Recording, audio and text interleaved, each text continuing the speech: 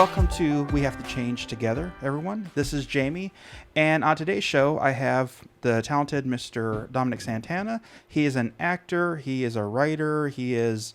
Yeah, you got your own production company now, don't you? Yeah, Polymark Entertainment with my partner Jason. Okay. I didn't know Jason. Did he used to do MMA? Yeah. The fights in the Rocks? Yeah. Yeah. I thought that was him. You got your Instagram live going? Done some of everything, yeah. I just restarted because Instagram's not letting me be great. Do you need the Wi-Fi for the password for the Wi-Fi? No, I think it's good. Okay. I think it's good. It's probably be better. What is the password on the Wi-Fi? Long Truck 296. So everybody out there who knows where my studio is, now you know my Wi-Fi password until I change it tomorrow. Free Wi-Fi on Red Cross Street. Right. I'm like, why are there 32 connections on my Wi-Fi? Yeah. Which one is it? The 70. The 70? Mm-hmm. Oh, okay. Oh, there's two. 2G or 5G? Either or. I'd use the 5. Okay. Because right now I'm on the fiber. And Long Truck, all lowercase? Yeah. Oh, did you just send it to me? I did. Oh, okay. I was like, I don't know how, but it just put itself in. Yeah. I forgot you can do that. I didn't know I could Apple. do that. Oh, you didn't? Yeah. Happy days. I did. I just completely forgot because I never use it. Okay. All right. So why Instagram's telling my followers that I'm on a video. Awesome. All right. So, Dominic, you've seen all the riots and everything going on in the world right now. Mm-hmm. What do you think about all this stuff? Honestly, it's something that I've felt for a long time was just kind of inevitable. America, people are saying it's a boiling pot right now currently, but I mean, honestly, it's boiling. It's been boiling for years, decades upon decades upon decades. Just sometimes it would go down to a slow simmer. Sometimes it would get hot and heat up. And I think now the difference is, from what I've seen, and I've been saying it to other people for the last while now, is this younger generation that's here now is a whole different generation. And you can't just swat them away like flies. You can't just ignore them. Yep. They're so much more fearless than any of us were. And I mean, but think about it. We didn't grow up with technology at our fingertips, in our hand on a phone. We could learn, figure out anything we wanted to figure out at the drop of a dime. Mom was your Google. Mom and dad were Google. Dad give you a wrong answer. Mom would give you the correct answer later. And then you relied on teachers and the elders. So we were much more reliant on our elders, where these younger generations, they're not reliant on our sense of knowledge at all. Yeah. So they're able to form their own opinions and, just their own outlook on life without us. And they can either choose to agree with us or say, yeah, I don't agree. Yeah. And I've seen it, and I went and spoke at my old school, and I literally saw a kid check a teacher, from his phone, and she got mad, and I wasn't involved in the whole conversation, but she was teaching, and he was like, pull up Google, and he was like, actually, I think you're a little off on that, and he probably was right, but think of how much that would piss you off as a teacher. But that's the generation we're dealing with. They looked more like, I hadn't been in a high school, and it was a couple of months ago I went, and I hadn't been in a high school, man, in years. And so I didn't really know what that, looked like. But it felt more like college students. Yeah. There's kids walking around with tattoos, earrings. Some of them dressed like they're going to the club. Some of them look like they're going to get off and go to work and then, make sure their kids have dinner, And so it's a much different kind of group. And just even talking with some of the teachers, they were talking about how there's one that had been there since I graduated, and she was in her final year, and she was like, I'm getting out of this, business because it's just not how it used to be, and it's more difficult. And you basically kids are growing up faster. Mm-hmm. So you're dealing with little adults who have little life experience, which is, can be great, or it can be really tough to deal with. And that's what the huge energizing force. You do have the older, generations going, this is what we've been saying all this time, but we ran out of gas a while ago. You got this younger generation that's like, oh, we're all gas. Yeah, yeah. I mean, they really are. So they're not afraid to check you on your information. Yeah. You cannot get away with what you used to get away with. Right. even with the church stuff, it's the same way. Yeah. It's like, yes, we hear you preaching, but it's the same information we can get ourselves and do our own research and go accordingly. I mean, they don't have to fall into the same. They're not followers like we used to be. Right. That's all it is. Yeah. Yeah. We were the sheep generation, and they're the shepherds. Yeah. Or the wolf. And we set them up to be, have all this access to technology and have way more freedoms and mental freedoms than we did. So now, it's like I did another real in-depth sit-down interview, and it was, about my career, my life, future endeavors, etc. But then also had a section of it where I talked in depth about everything that's going on and some of the same stuff I'm saying right now. And, it's just reiterating that these kids, like I said, they're on their own path, and they have way more control over how they think and their belief systems, what they believe in. And they can choose to change it at the drop of a dime. And, like I said, when it comes to the older generations, we can, 'cause some people are looking at them like, hey, guys, can you like calm them down? And it's like, no. See, before you had to worry about protests and movements concerning black equality and things like that, you had leaders. You had, like Martin Luther King and others who could turn around to the crowd and say, okay, we were successful in this endeavor, so let's tone it down. Or no, let's go ahead and turn it up and do, boycotts and this and that. And people followed that. You don't have that now. I heard someone say, like, where are the black leaders now? Where are the black leaders? Well, you're dealing with a generation, you're dealing with an army that doesn't follow generals. Sure. So you can try to implement, quote unquote black leaders, but they're, Al Sharpton can't control these kids. Nobody can. What controls these kids now are results. You're lying to us, or you're telling us the truth. And we're going to react in a very negative way. In your eyes, it's going to be negative, but we don't care because we're fearless. We're not scared of nothing. And then they're also so interconnected. Like through social media, I can't raise you and say all black people are bad. You shouldn't ever trust a black person. They're lazy, they're this and that, because then that kid can get right online and see, black business people, black gangsters, black doctors, all of that stuff where you had to, like we said, rely on your parents for, or rely on your community to tell you what something is. So now, like, there's this video of this little girl, I think she's like 14, 15, little white girl, and she's talking with her parents who are trying to convince her that, black people are this and that. And it's going viral on, Instagram right now, and she's combating them. Yeah. And they're getting pissed because it's that attitude of, almost that old school attitude of whether I'm right or wrong, it doesn't matter because you're the kid, so I'm right always. Sure. And she's like, no. It's not really like that. Yeah, like, no. And so you have the generation now that they don't want to be separated. They don't want to be in these boxes of where they're black, they're Asian, they're Hispanic. They deal with each other. Like they mix and mingle, in school and social media and everything. So they can go around your beliefs. Sure. And so you have people who are racist still trying to instill that.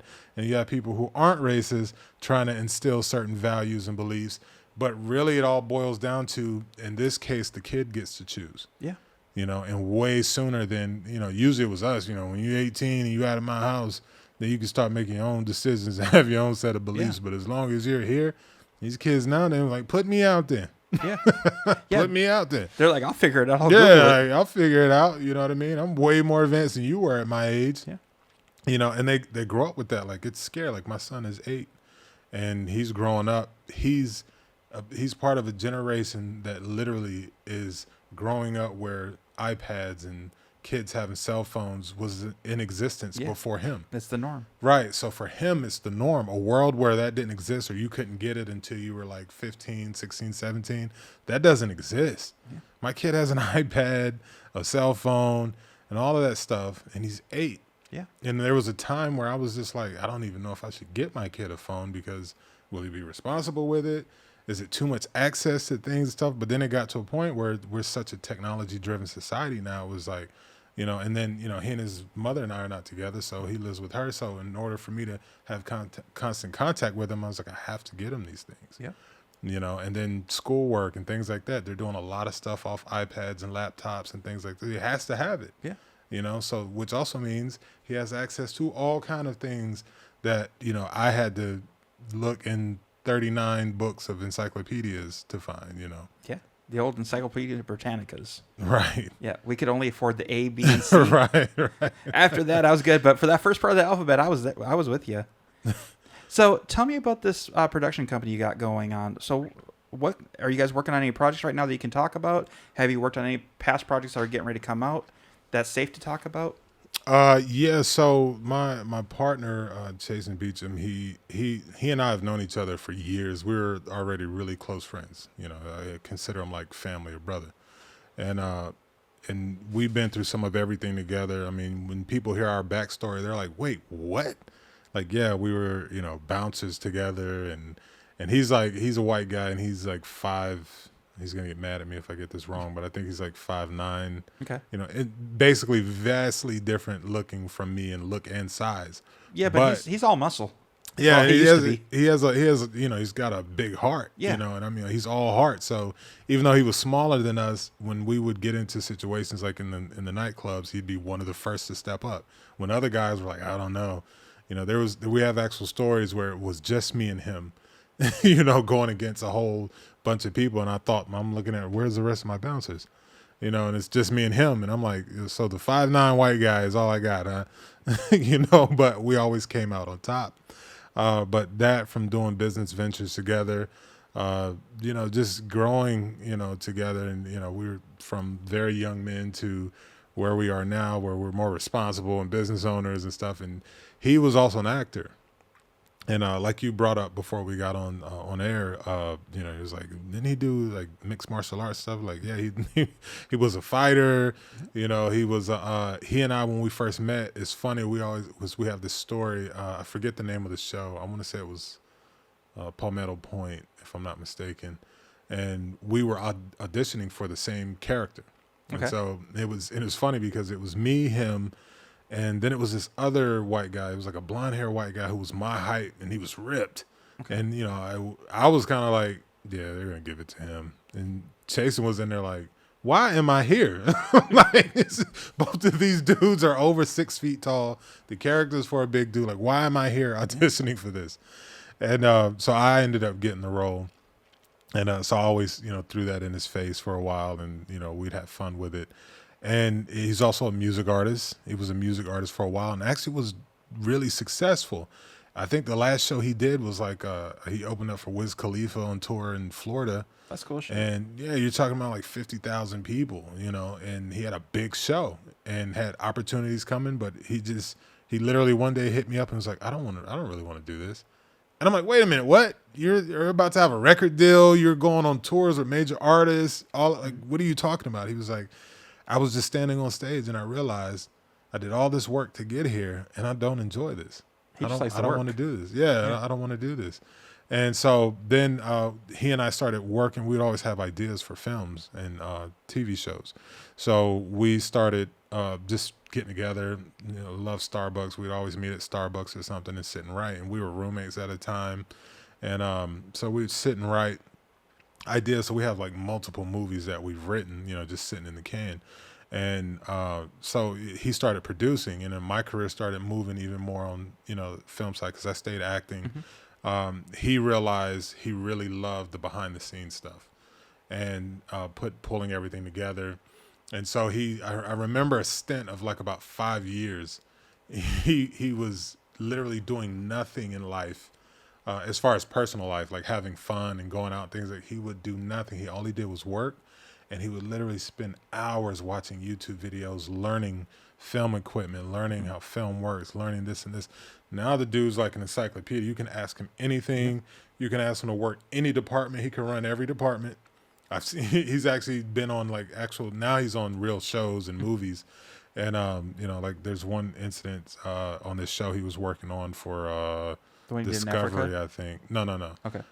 Discovery, I think. And they were filming, and, you know, one of the camera guys got sick, and he was an associate producer. And so that's nowhere in his wheelhouse, you know, as far as what's required of him. And he got sick, and they were all like panicking because where they were shooting was remote. So it was like there was no just turn around, go get another camera guy real quick. and they were like, holy crap, we're down to one camera. We've got to deliver, you got deliverables and timelines. And one of the guys that got him linked onto that show and knew him really well was like, well, Chasen knows everything. Like, he can run camera too. And they were like, you can run camera? He was like, yeah, I can. And they're like, great. So he ended up picking up the camera for the day and running, the beat camera. And so, all those different things like that. And, producing movies like The Final Wish and was it the Western I did a little cameo in. God, I can't think of the name right now. It's on Netflix. It's a Western that we did with another company. And, other shows, documentaries. He's produced, projects in, I think 12 different countries. 12 or 20, one of the two. He's going to kill me if I get it wrong. But it's one of a lot. And in Africa was one of them. We went there to do the Charity IQ documentary, which is still coming. We're still trying to find the right situation for it because it's such a unique concept. And it evolved as we were doing it. It is not initially we're going to shadow an organization that, upon, spending time with them and learning how they work, we're like, this is what charity should be about. This is effective. Not only is it effective, but it's 10 times cheaper than, what money and, goods are being given or donated. And it, it gets rid of the whole concept of begging and that you have to give them stuff. Instead, they rely on that saying, teach a man to fish. Yeah. And so they push that narrative, and so that these people can be independent and business owners. They go from homeless there versus homeless here. I went there and saw it with my own eyes, and you'll see it in the documentary. You think you know poverty. You think you see, and I'm not negating, what anybody's dealing with, but you think you see the man laying on the sidewalk sleeping, and you go, man, that's sad. Now imagine something 5 times worse than that. You know what I mean? Or when you talk to a kid and you're like, what's your dream? And he was like, if I could eat twice a day, that's my dream. So where was this at? We went to Kenya. We went to Meru County, and Maua is the town we stayed in. And so basically like what we would consider, I lost my hearing, but basically like what we would consider the country. Did you bump it? No, I didn't touch anything. Check by your legs. There's a power cable. Nope, no freaking give me a second. Cables. This one right here. I see it jiggling stuff, but I don't see anything that's moved or come out of it. There's a little thing by your leg. There's a power strip. I don't even see the power strip. I see the cords going somewhere. Welcome to live production. Alright,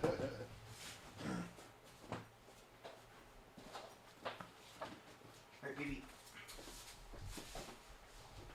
Power strip's on. Oh, there it is. Oh, it went back out. There it is. Bam. We're back in business. Tech mode. Hey, at least you know what you're doing. Well, I built everything. Because if I was in here by myself, that would have been the end of the show. When you build everything yourself, you can fix it yourself. That's a good saying. It comes in handy. But yeah, so you were talking about Kenya. Yeah, so we were in Maua. We didn't go to the vacation spots or the resort style areas. We went to where real life was. And but I mean, I would have rather went there than any vacation. I tell people, don't worry. I mean, unless you just want to have a vacation, you want to have it in Africa. But if it's your first time going to Africa and you want to have a real experience in Africa, go to the areas that aren't the vacation spots. Really go see and mingle with the people. And so we went to Maua, and so we landed in Nairobi. Nairobi's like New York. And just imagine New York, just older and dustier. Okay. And so, because my God, it's so dry and arid, there is no keeping dust off you. And dust is everywhere because wind's always blowing, so dirt's always flowing. And but you drive from there about 6 hours out into, like I said, what we would call the country or rural area. Mm-hmm. And you get into a smaller town. And then you're in Meru County where you have to drive outside. Every day we went and shot in other areas of the county, maybe like driving at 45 minutes to an hour out and intermingling with different groups that were part of this program, because they go to all those areas out there. And man, I mean, some of the stories you hear and some of the things you see, I'm not gonna lie, I'm an Eyez, I'm a kind of a machismo kind of guy, And I think there were at least 7 times where there's nothing I could do to stop the flow. Just looking around, start crying. Okay. And part of it was because, I'm African American, or black or whatever you want to call us today. But I know, it's not what we want to call it. What we want to call you is what do you want to call yourself? well, here's the thing about black Americans. We don't even know. The black American is a construct. Dude, white people don't know what we are. I'm Norwegian, Swedish, Danish, Irish, German, and like 2 other things, man. Right. It's a melting pot. It just I'm like heavily on the white crayon. Yeah, no, I understand. And what's mind blowing is because that reminded me of a funny little story. Chasen was, we were over there, and he, and I even did this being American, being the ignorant American. You ask stupid questions. Like I asked, have you guys seen The Lion King? And that was like laughable. And then they explained to me why, because all the names of the animals were stupid things. Like Simba just means lion. Yeah. Rafiki means friend. Yep. So they're hearing friend, lion, Yep. lion. I was like, yeah, I can see how that would sound stupid and you wouldn't want to see it. Yeah. But we're Americans. We take anything and just make it our own and don't care about the culture, etc. But yeah, so, he asked the guy, he was like, just, out of curiosity, because in America, with black Americans, they're referred to as black people. What do you guys call yourselves here? And the guy looks at him and he's like confused, like, what do you mean? And he's like what? Like we have, we're white, he's black, you have, others. He's like, so what do you guys call yourselves? And he's just like, it just over his head, like, I don't understand what you're asking me. Yeah. And then he finally looks around at his friend and he looks around again. He's like, we just called them people. Yeah. And that was so deep for me because I'm in the native land of where my ancestors come from. And especially when you go there, everything is black. And I mean, everything from the billboards, the advertisements, you'll have different shades of black people or Africans. But everything, even the products, like, the product Dark and Lovely. Yeah. They literally have that product over there. It's just called Lovely. Same bottle, same everything. I saw that in the store. I took a picture of it. I don't know what I did with it, but I was laughing at that because I was like, it's literally just called Lovely here. And it just it brings home that in America, we use these labels to do things. These are purposeful labels. Because think about it. Outside of how we can limit, whoever has these labels or uplift whoever has these labels, what other purpose are they for? Like you look at me and you can say, well, that's a black guy. Yeah. But I'm not actually anywhere near being, this is black. Yes. You know what I mean? Black is the absence of a color. Right. And so, and just like white, like somebody would say, what race do you think he is? They would say, oh, he looks white. I turned white the other day on the show. There was a comment that it puckered me up pretty good. I damn near had an ulcer/heart attack. I almost made the stool a toilet. It got real for a second. I recovered, but yeah, I got my color back. Recovered. But but you're not actually technically white. No. You know what I mean?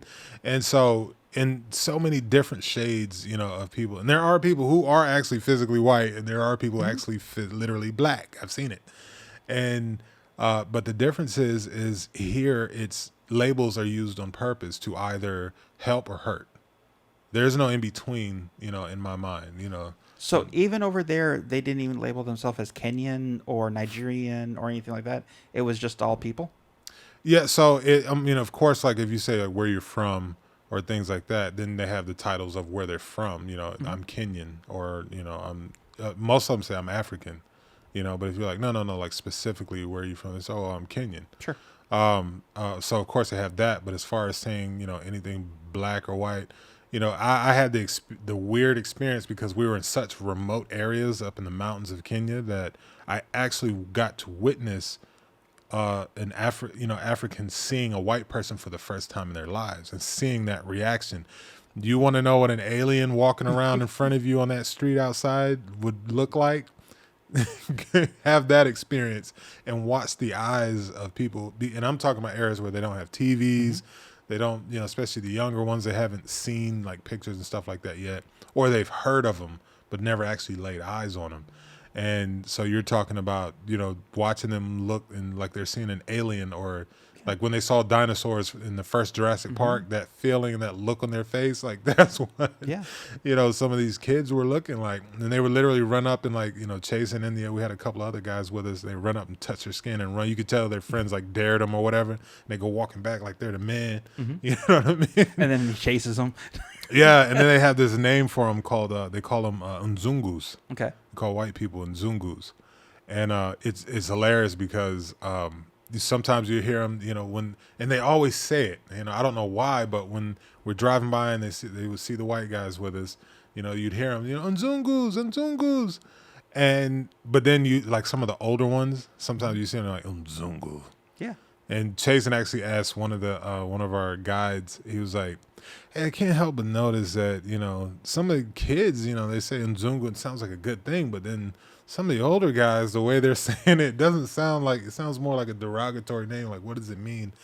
And Reagan, our guide, he was just like, no, it's actually not a derogatory term. It comes from, it's basically a made up term in Swahili for, sadly, the majority, especially in the earlier 1900s, the colonials, well, no, even beyond that, like the 80s, 70s, 80s, you had a lot of missionaries going over there from America.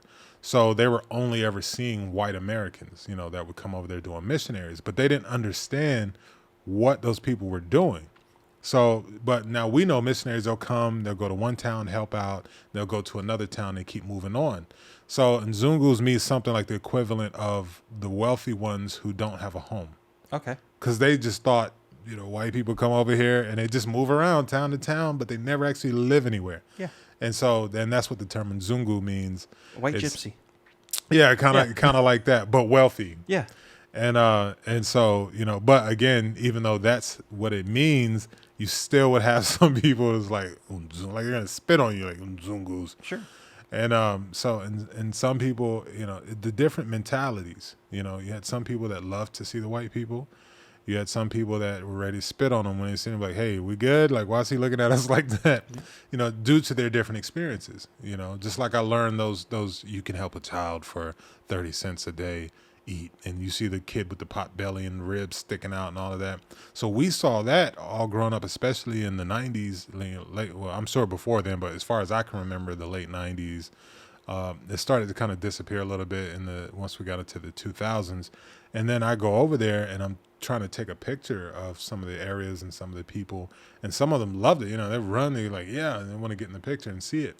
And then you had some that would damn near want to kill you if you pointed a camera at them. You sucked out their soul.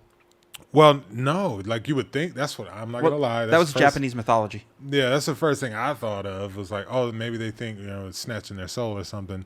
And then it was explained to us that no, because of so many years of, you would have photographers and organizations come over there and they would lie to them. And they'd be like, can we take, we just want to take a picture of it. And they would say it's for something else, but then they would put them in the commercials for 30 cents a day, this poor child.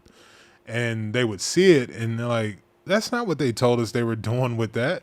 They're very prideful. Yeah. Even the poor ones, they still have a lot of pride. And so, because of that, those lies and organizations, which we cover in Charity IQ, follow the money.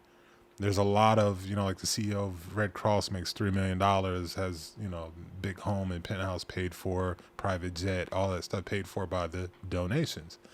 And charity is really it's big business. But a lot of people don't know that because I coined the term Charity IQ because we want to raise your Charity IQ so that instead of just, I coined the term charitable narcissism. And which is, you pull up to a corner and you give a guy $5 who's holding a sign. You leave and you feel good about yourself that you did that, but you don't think nothing else about that guy for the most part. Mm-hmm. You move on with your day. He's still in the same situation. He's still on the corner asking for, you really didn't make that much of an impact in his life. Yeah. And I get it. You're like, it's not my job. I just wanted to help in that moment, but that really isn't helping his situation.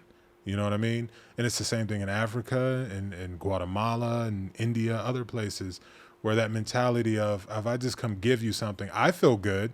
Now, did I actually fix your situation? No. Did I even help you? And a lot of times I hurt you. because you had scenarios like I forget, I think it was Rwanda. I could be getting that wrong, but there's like a story. I think it was Dembi Samoya who was talking about it, and I could even be getting that person because there's so many people that we'd studied. Just talking about how this organization they went over there. They saw they had a mosquito problem, which led to a malaria problem, and they wanted to help out. Kind of drum that down because they didn't have access to proper health care like we do. Mm-hmm. And so to help save lives is what the point was. So they had all good intentions and their heart was good. Everything was donated. They made, hundreds and hundreds of mosquito nets for people to wrap around their rooms and stuff to be protected at night, right? A very good thing started out as something from the heart.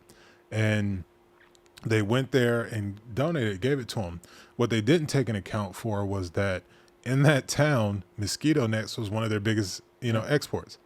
And so when they brought all those free mosquito nets, then nobody needs to buy them from the guys that make them, and they actually hurt their local economy, their market. Mm-hmm. And so they actually made people more poor than they helped. Yeah.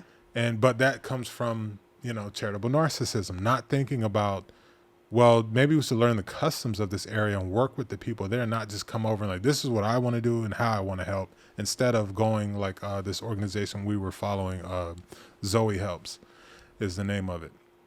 And what they do is they work with, you have the American side here that helps drum up, donors. Mm-hmm. But they don't go over there and say, all right, so we got this money, we're going to donate it the way we want to do and do it this way and that way. No, they work with, there's a group over there of people who are from those areas that help, run that side of the organization. And they work with the local chiefs, the local leaders, community, and they identify the kids who need the most help. And then what they do is go in and they show them how to stand on their own 2 feet within their culture. Mm-hmm. They're still being who they are. They're not having to change for any outsiders or anything like that. And so they don't have to worry about upsetting the community or any markets or anything like that, because everything is done with, the people who are from there's knowledge of this is how you move around this and not mess anything up or make it worse for them. And so, you're talking about, it's been estimated that $1 trillion has been donated to Africa in, the last 50, 60 years. And of that trillion, maybe 1 billion of that actually did it good? None of it did it really good, because the thing they're combating now is, so what they learned from that, because the money they were donating, and you had corruption mm-hmm. that they were dealing with, people in government siphoning off money for themselves, not allocating it properly. And then you've got the other side. I'm taking in $10, but I'm actually donating $3. The rest, who knows where that goes, mm-hmm. right? And so you have a lot of that going on. But then the actual stuff that's being donated, well, when I give you something and I don't show you how to do it yourself, and it's you're trying to have a life-sustaining situation going on mm-hmm. when I'm gone, not just you're getting rice and you're getting this and that when I'm here. But then when you leave, what happens? Yep. What happens when the rice runs out and all that other stuff in 3 weeks? Well, now you're in a worse situation.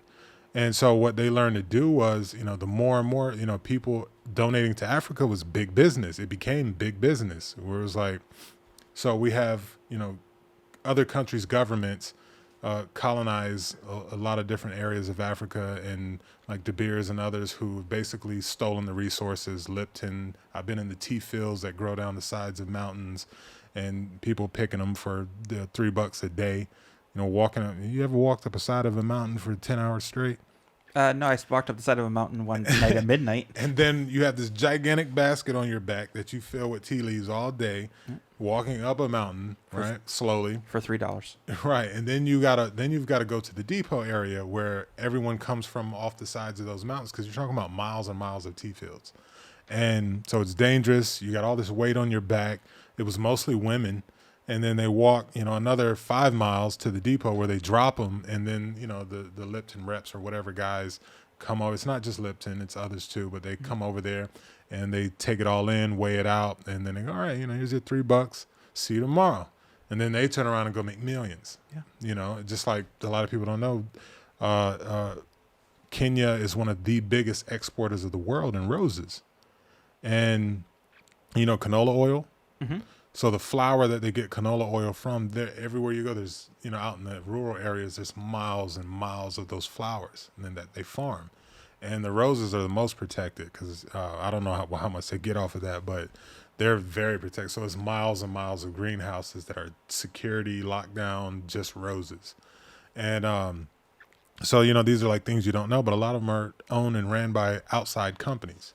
And the people are working for chump chains if they can work at all, you know, and walking miles. And so you go to that depot, get your $3, and then you walk 7 miles home for the day. You know, like I met a little kid. His day goes like this. This is where we were. They don't have public school like we do. So at a certain time of day, they let out for lunch. They don't feed them at the school. All the kids walk home. So you walk to school in the morning, then lunch lets out. You walk home, go home, and your parents feed you. And then you walk back to school and finish your day out. And then you walk back home. So at certain times of day, you'll see, you know, hundreds of kids because they're all in the same uniform. Hundreds of kids walking.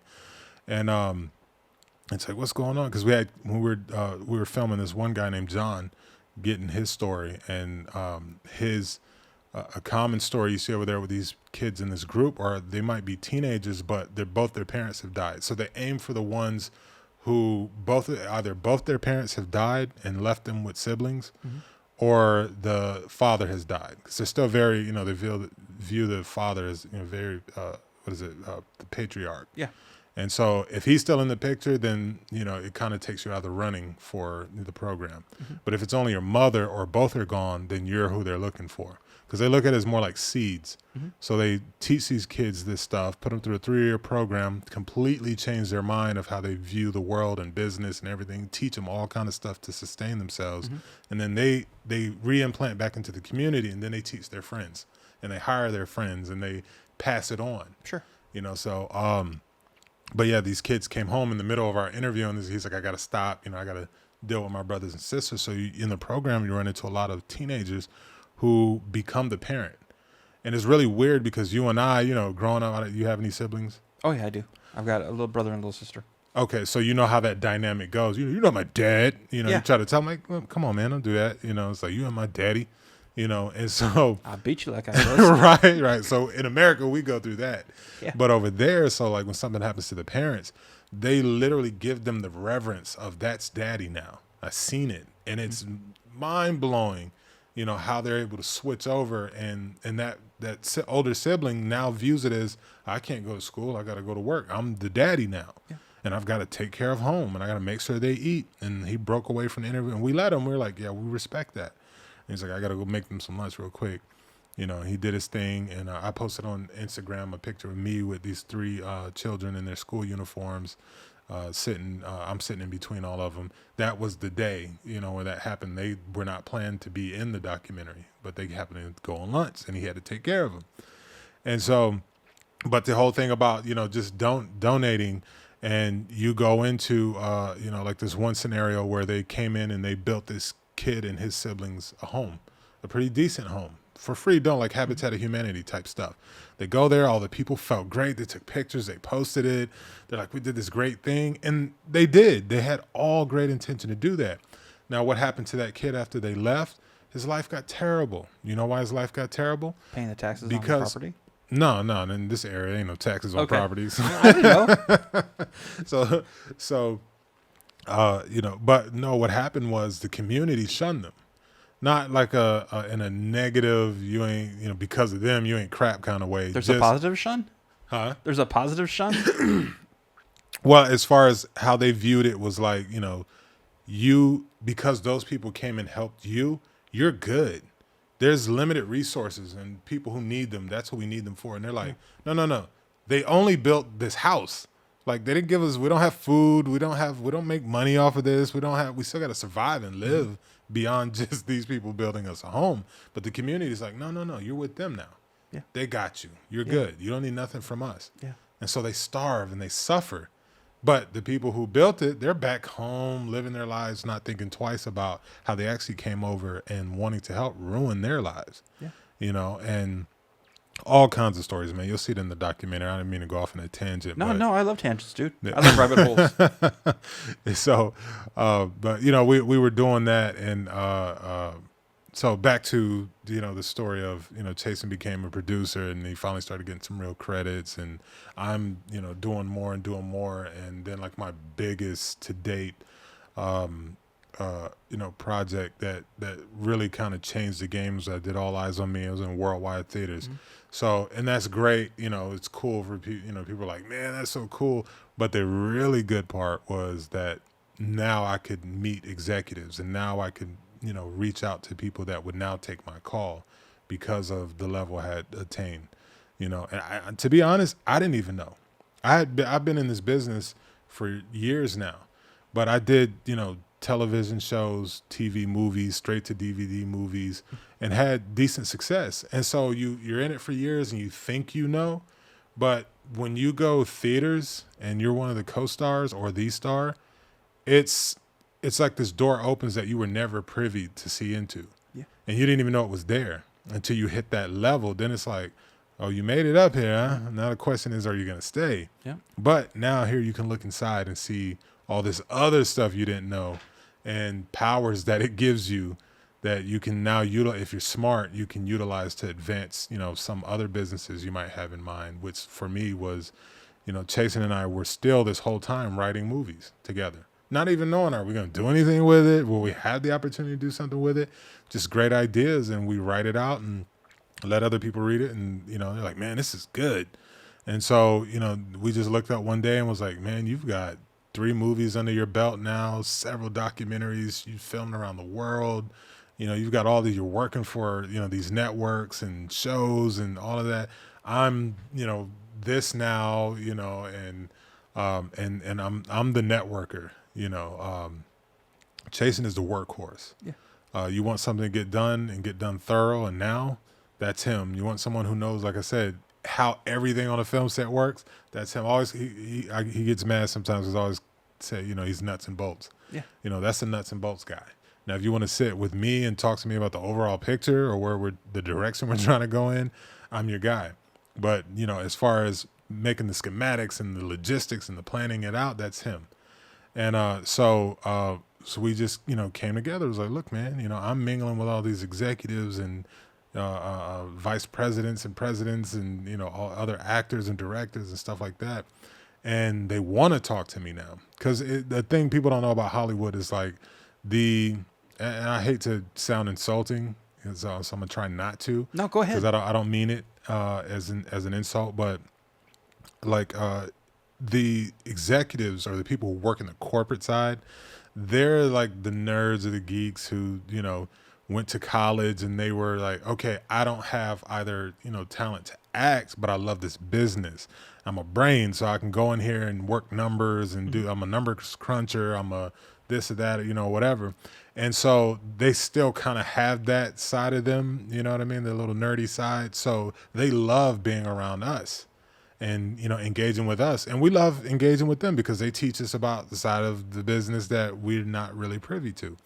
And so, when you get to a certain level, they want to hang with you. Like, take my number, man. Let's get out. Let's go have drinks, or let's do this or that, or come to my event and stuff. And see, before, that wasn't happening for me. I have a movie out on TV or something, and like, oh, so that's an exec over at, NBC. Can I meet him? And like, nah, man, come on.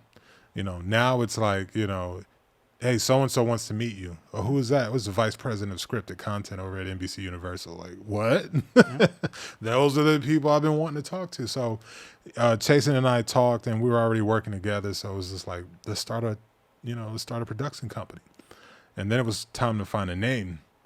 And he and I are both just warriors, man. Just grinding since we could walk, and fighters. And we fight for everything, and we don't have a problem fighting for everything. Yeah. And we go with the intent to win, so it just came up with the idea of Polymark Entertainment. It's kind of annoying because the way it's spelled like the word pole and march together. Okay. So people are sitting like, pole march? What is it? I thought people would be more educated. I have no idea what it means. So it's Greek, and so it's, even though it's spelled like pole march, it's Polymark. Okay.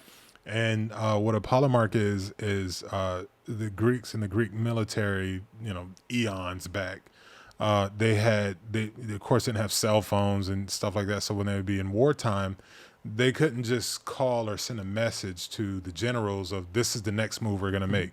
So what they had was polemarchs. So polemarchs were like what we have as generals, but so what the kings would do or the royalty would do is say, okay, I'm imbuing you with my power. So whatever the polemarch says, it's as if the king has said it himself. So it must be followed. Okay. So then they would, put together their plans and stuff with the parliament. And then when they go out into the war or they go out to their forts where they're holding down certain areas, then the polemarch ran that fort. And you knew if he told you to do it, it's the same as if the king told you to do it because he's been imbued with that power.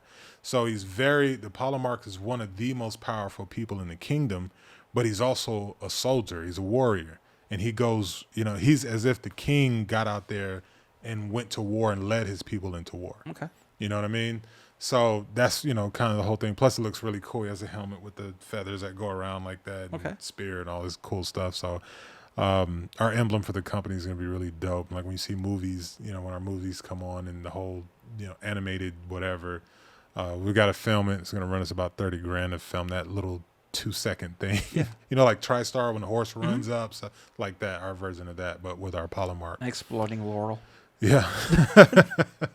So, so we got that, and man, we just been running, head forward. I've got I don't want to tell too much of that relationship, just because you'd be having haters in this industry, but we have a major production company that has been making huge movies for eons. It's a family-owned business, meaning it was started by his father, and he passed it to his sons, who have done some of your favorite movies. I can guarantee it. And but we became really good friends with the president of that company, and oddly enough, because when we first met, we did not get along. We actually were cussing each other out over the phone. And because I missed my flight, thanks to an Uber driver, whoever may name this. But the Uber of doom. Yeah, I'm on the way to the airport, and he had a little fender bender and bumped into somebody's car, and so we had to stop. And then so by the time I got to the airport, I was in time enough to get on the plane but not check my baggage. And I was about to be gone for like 2 months. And so I was like, well, I can't leave my baggage, what am I going to wear? I need my stuff. And so I was like, I'm going to have to catch the flight in the morning. But I was scheduled to be on set on this film I was doing. My call time was like 5 a.m. And the producer was like losing his mind because he was like, it was one of our biggest days. And he's like, it's a $300,000 day tomorrow. And like, we can't screw this up, blah, blah. I didn't know who it was saying all this stuff. I'm talking to his assistant. So I'm just like, wait, who the hell is back there saying all that? Put him on the phone. And she's ignoring me. I'm like, put it, because I'm a man. I want to talk. You got a problem with me? Well, let's talk to me. I don't want to talk to your assistant. And, and I'm like, who is that? We're talking crap back and forth. And she's just ignoring me and not putting him on the phone. And so finally, but he can kind of hear me. And so he's saying little slick things because he ain't no punk either. Yeah. So I'm like, what'd he say? And so she's just like, I'm like, who is that? And she says his name. We'll just say Larry. Sure. And so she says, it's Larry. And I'm like, who the hell is Larry? And they're like, Larry so-and-so. And I was like, the producer? And I was like, wait, which producer? Like the main one? Who did I just check piss writer? off? Right. He's like, yeah, the one that writes your checks. I was like, damn. Yep. Let me shut up. But so we started that. We became really good friends with him, and then I started having meetings at NBC Universal, OWN Network, and others. So 2019, I thought I was going to jump in because I talked a little bit at like out having drinks or events, with some of these execs, and I tell them, hey, I got some ideas, and they're like, I give them a little piece of it, and they're like, I like that. We need to get together and let's talk about it. Come to my office, and whatnot. So, I feel like I'm big stuff walking up in NBC Universal. I go to the top floor, I'm NBC vice president, and so and there's many different, there's this vice president of scripted content and at the time. And so, I go there and I'm like, all right, so, here's my idea, I know you said you like it. There's only two other people that have to approve for this to become a show. So you're on, you like it. And like, no. That's not how it works. So then I learned that, through the hard way, the backyard university way, there's so much more to getting a show on the air and so many different things. And then our company, even though, it was like I wasn't new and I was who I was, and my partner isn't new, but our company name is new. And so it's like the network is not going to give you $80 million for a season of this show and expect that you're going to deliver it the way it's supposed to be. Yeah. Because, you might know your stuff, but your company has no record. Hasn't been tested. Right. And so like you need either a major production company attached to it or another studio already attached to it. And I was like, at the time, I was like, I don't really have plugs like that at other studios. I did the USA show, so I was like really plugged in over at NBC Universal. And because they own that and like several other channels. But, I was just like, man, so I was like, I don't even know. Me and this dude have gotten cool. And he's very like candid, like we speak, like normal. And so I was like, we've gotten cool, but I don't know if we're to a point I can ask him, to. You can always ask. Come and do that favor. Well, I'm that guy. Closed mouths don't get fed. So I was like, well, bump it. He's probably the closest person I can ask to be. And then fortunately, man, he's just been so cool. Like, so when that situation where we were talking junk back and forth, this is where I earned his respect. Because the next flight, they were trying to find me flights out of Charlotte, out of Raleigh. I was like, we got one flight that leaves in an hour. How far are you from Charlotte? I was like, I'm like 4 hours from Charlotte. I'm like, crap. And so the only other flight I could take was 8 a.m, from here. And so, I'm like, man, they're like, well, can you just rent a car and drive down? And now here I am. I'm an actor. I'm one of the stars. I'm like, man, please, what other star is going to go and do that, drive 7 hours and all that.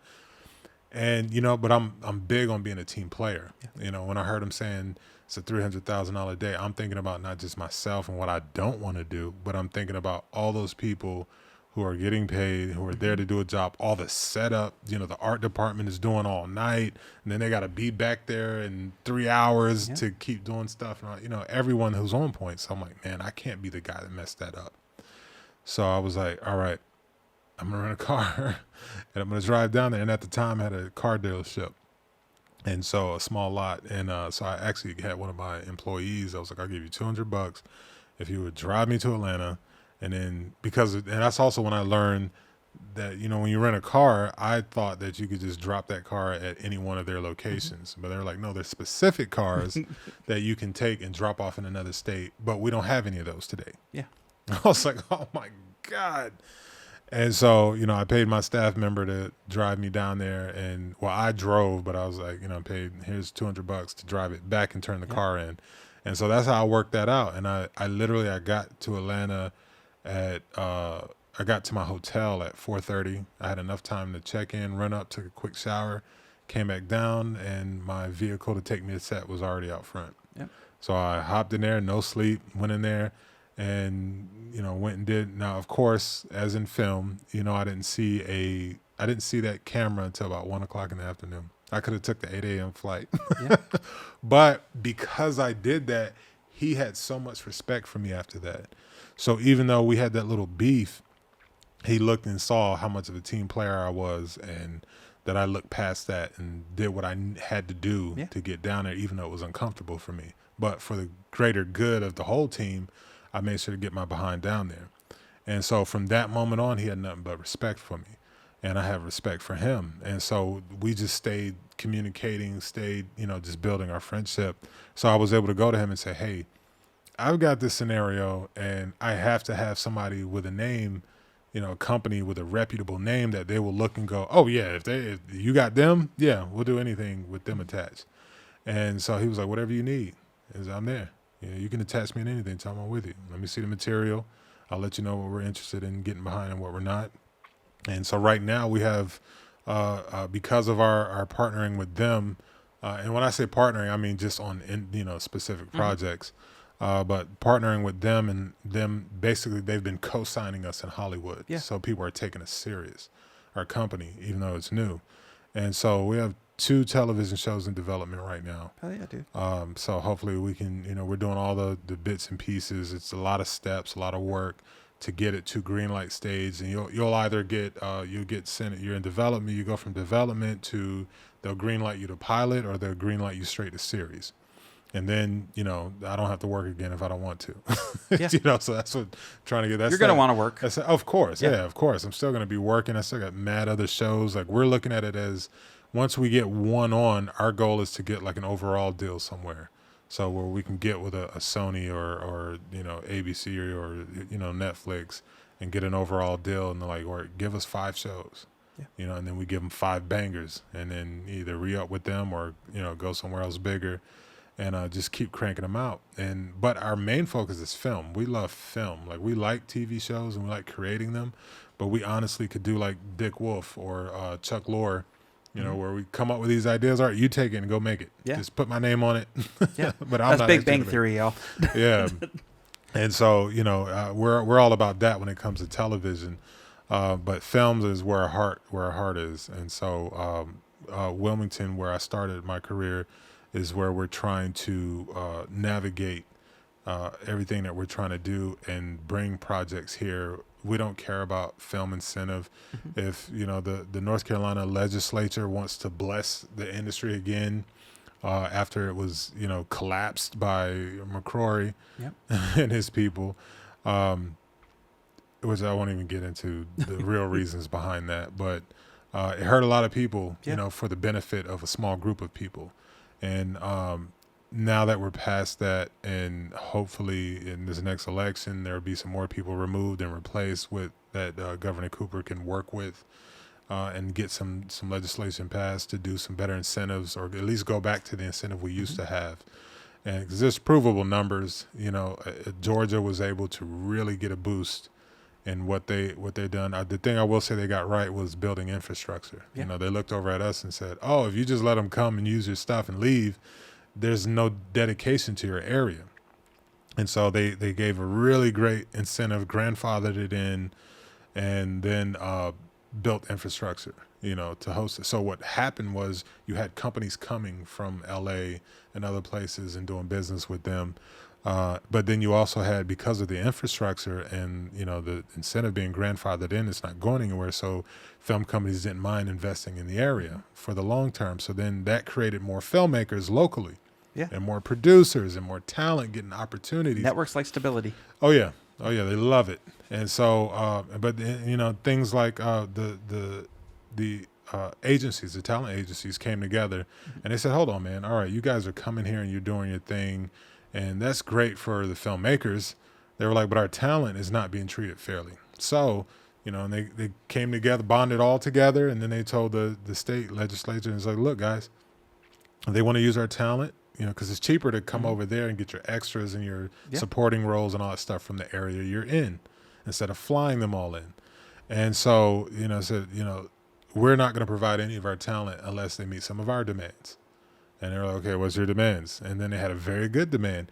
"If you come and shoot your movie here in our state, then you have to give at least one of your lead characters to one of our local actors, at least the opportunity." Yeah.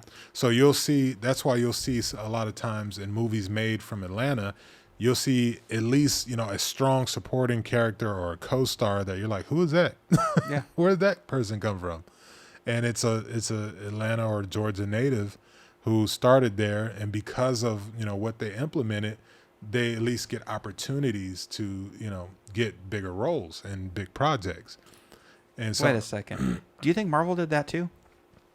Marvel, not sure, it's possible. Because remember, old boys, was from that. He got funded by Denzel Washington. Who was the guy he funded? He played Black Panther. Chadwick Boseman. Yeah, isn't he from Atlanta? From Georgia in general. Chadwick's from. I'm wondering. Yeah. I've met Chadwick a few times, but I don't know him. Okay. So I don't know. That's just me looking for a conspiracy theory. But I mean, no, there are people that are from Georgia, are from Atlanta that some people don't even realize got their start there, and from those exact type situations where their local people stood up for them and said, "Look, you're not just going to come here and use our place. Now we can have a symbiotic relationship where you get what you want and you give us some of what we want, and everybody's happy."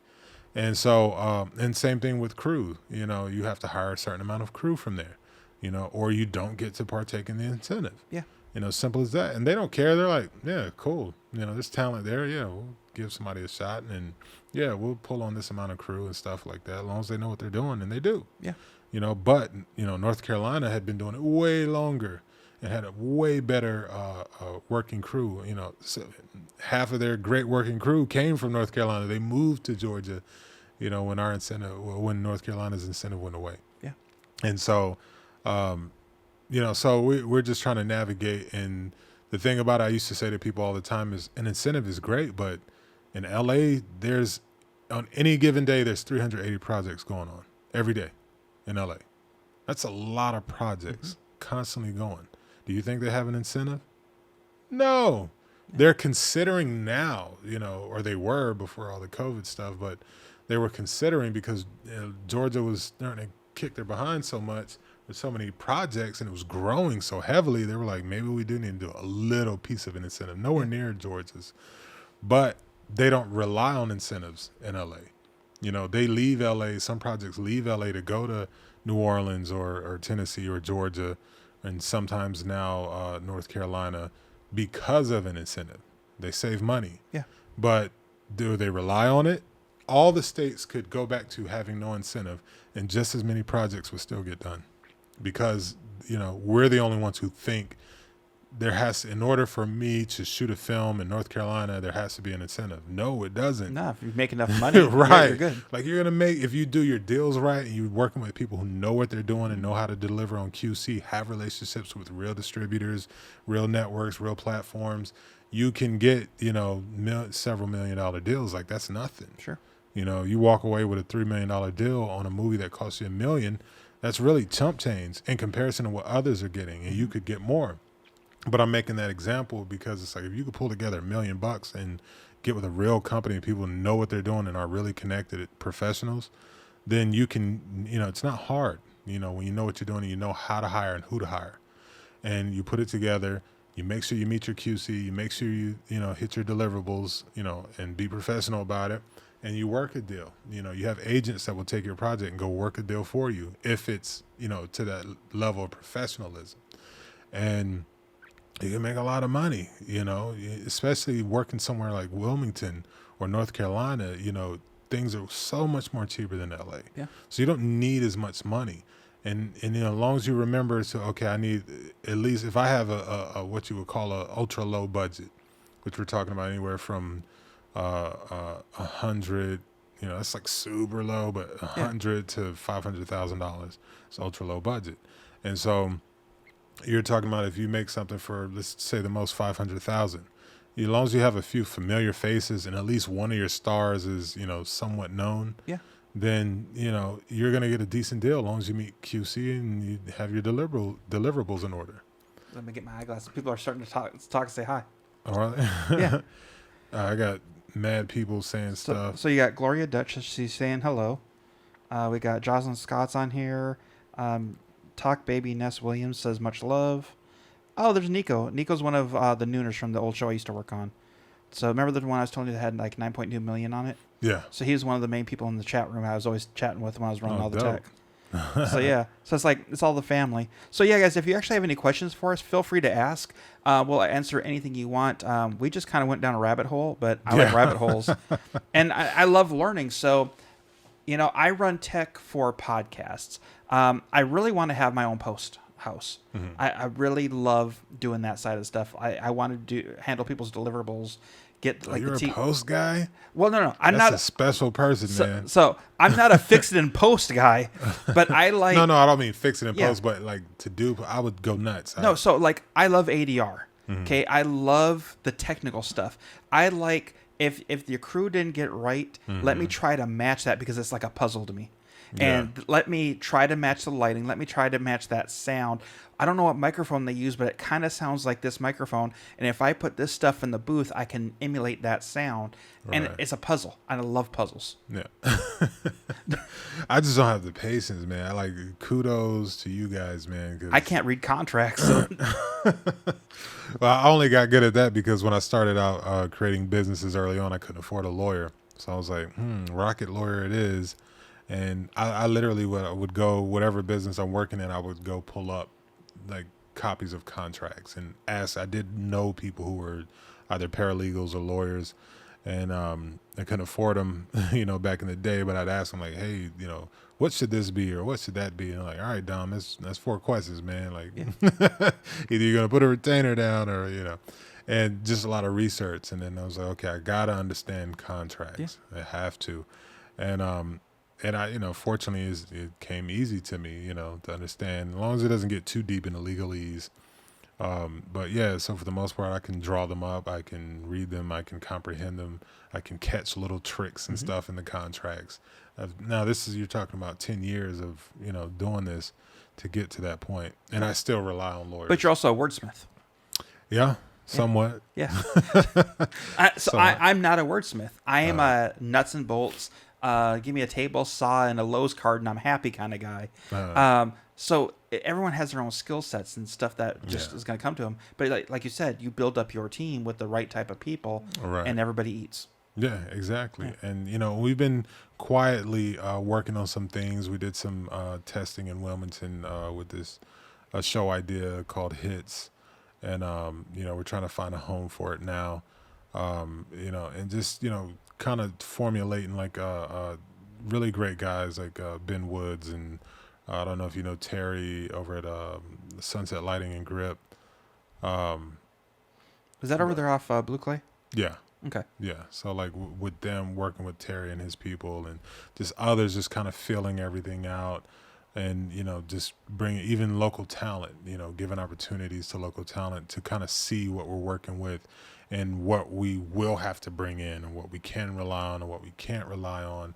And so just really setting the stages. 2019 for us ended up being, again, I thought going into 2019 in the beginning, I'm sitting with executives and like, we're about to have a show by the end of the year. My God, it was go to school time. Yeah. So I ended up spending most of 2019 basically learning. Yeah. I'm going to networks and sitting and just having meetings. And thankfully these people would sit there and like, you have really good ideas, but you need to know how to navigate to get them into the right hands and in the proper way so that you have a chance to do it.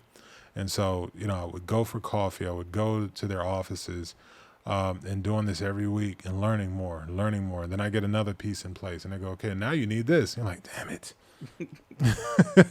And then some pieces are harder than others. And it's like, oh, you need a showrunner. Well, what's a showrunner?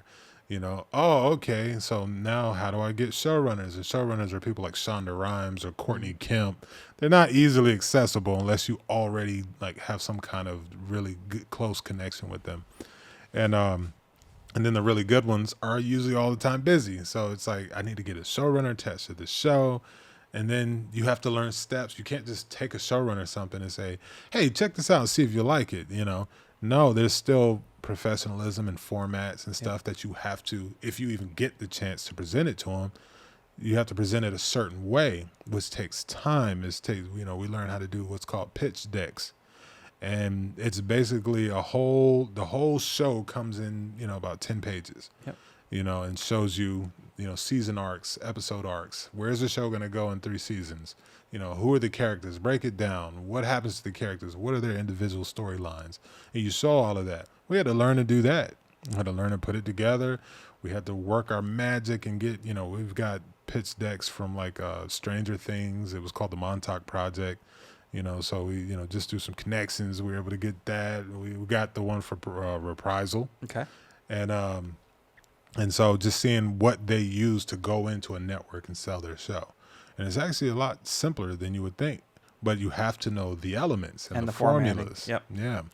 And so once you learn that part of it, we realized looking at these guys, Stranger Things is a huge, massive show.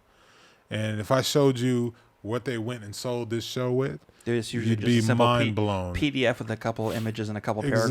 Exactly, just super simple stuff. Yep. Same thing with Reprisal. Reprisal is pretty dope because when you see their pitch deck, they really hit it home. So when you watch the show, you see, and if you've seen the pitch deck, you're like, wow, they really got the tone, the look, all of that. They really carried it out.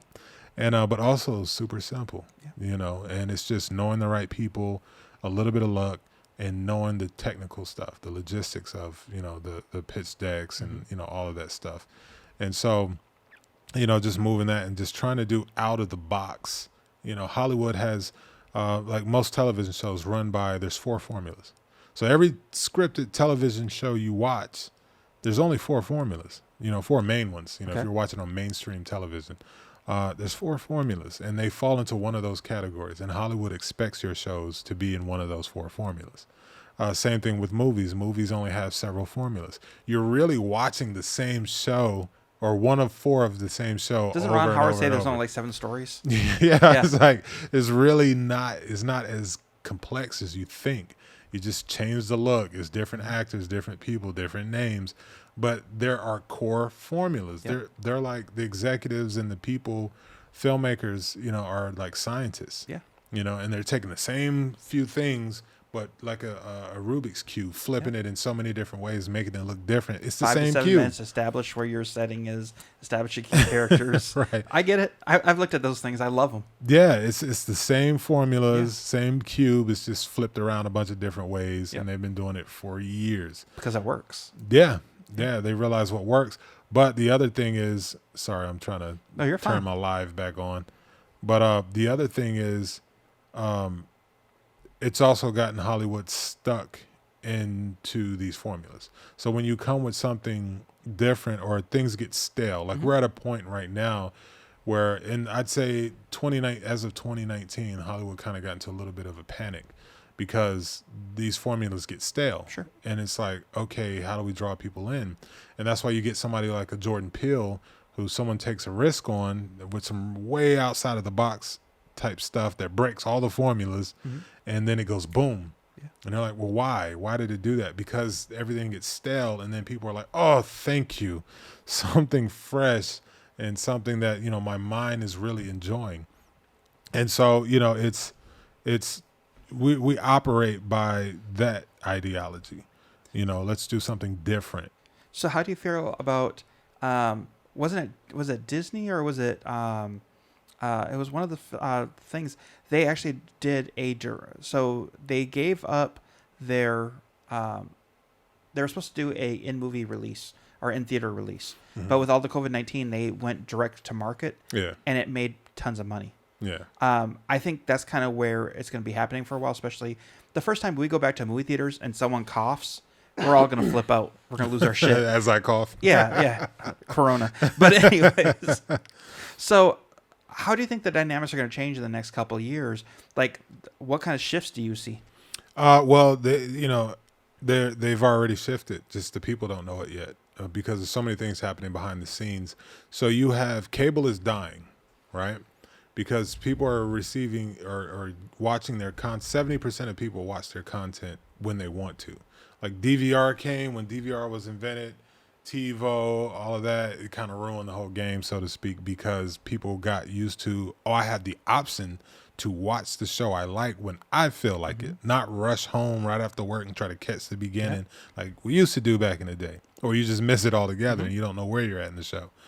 And so that came along, and then so it set the precedence for something like a Netflix to come along.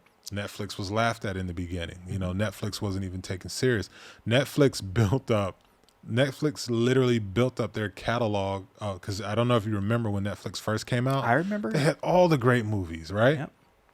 I mean, now you get on there and you don't know what half the stuff is, and then a few great things that you do recognize. I still remember the subscription with the 5 discs. Yeah, exactly. And so, when they first got out, they spent a lot of money to get rights to all the good stuff to draw subscribers in, right? But Hollywood laughed at them. They were like, what in the hell? What? Nobody wants to watch their movies off online, or like, what is this? And they were just kind of like, you know what? I don't care. I don't think it's going to go anywhere, but heck, if they want to give me another little extra outlet to get a little bit more money, a little bit more icing on my cake, we'll take it. So we'll give it to them mad cheap because it's ran its course on network theaters, all that stuff.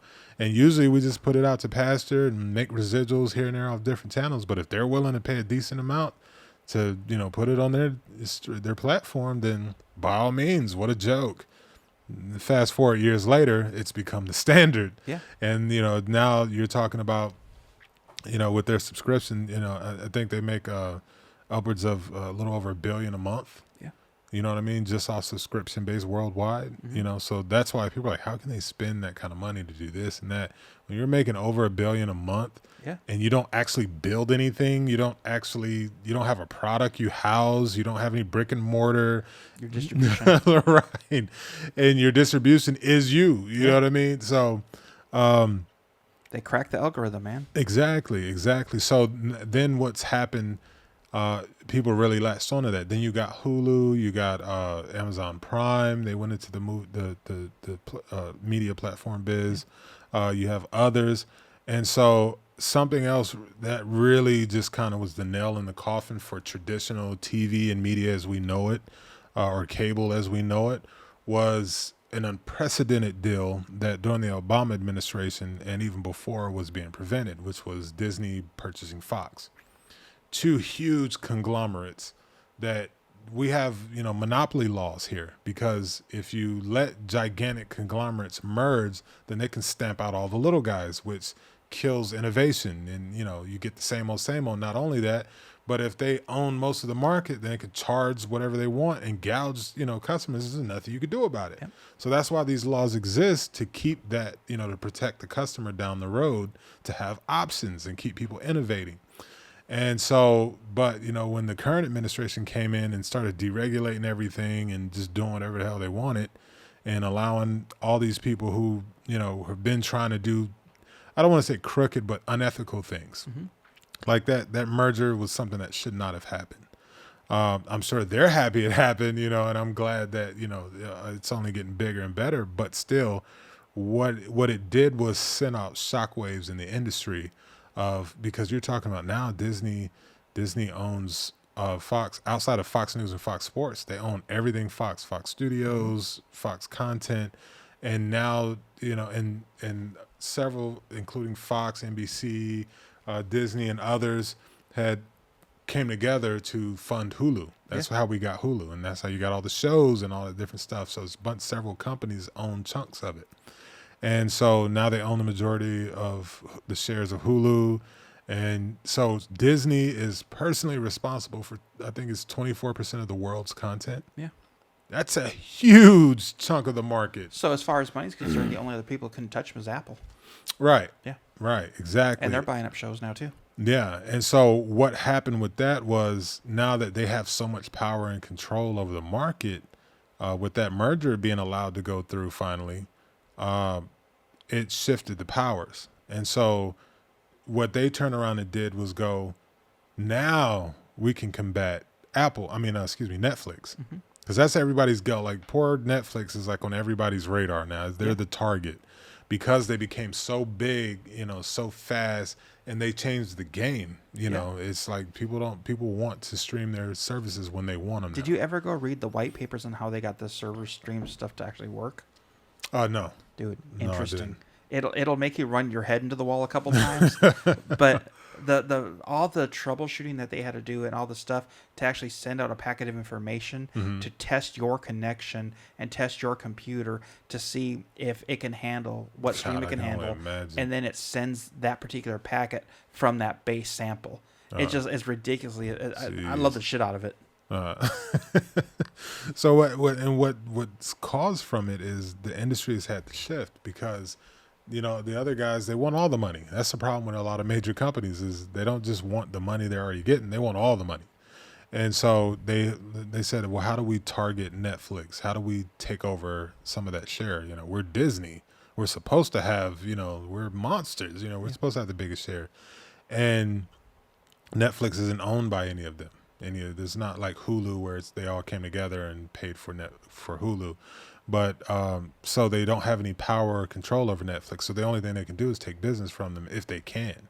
And so Disney then turned around with the catalog of, think of all the Disney movies that you don't even see the Disney name on, but they're, some of the more serious and adult movies that also are under the Disney umbrella. I can pull up my Disney Plus right now, man. Yeah.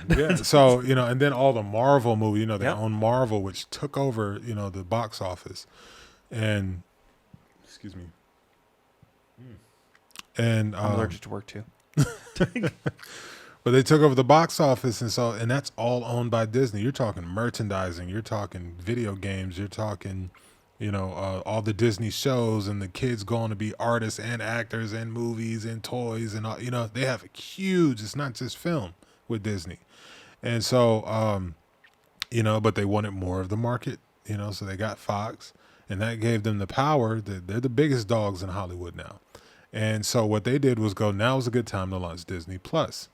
But what happened with that, the only way Disney Plus works is if no one else can show you any Disney products. Yep. So right now what they're doing is basically like, when let's say when they're gentrifying a project area and they want to get it, but they can't kick everybody out, so they just let your lease run out into the last person and just board up the windows, and then they sell a whole Increase shebang. the taxes. Right, exactly. And so that's basically, what they're doing with all their projects is anywhere they have on Netflix or any networks, they're letting their leases run out, and then you will only be able to see any Disney or Fox content on Disney Plus eventually.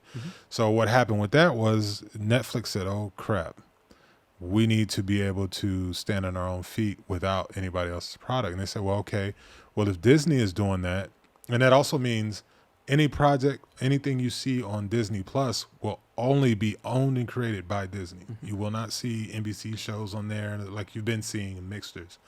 And so Netflix said we have to go the same way and do our own thing.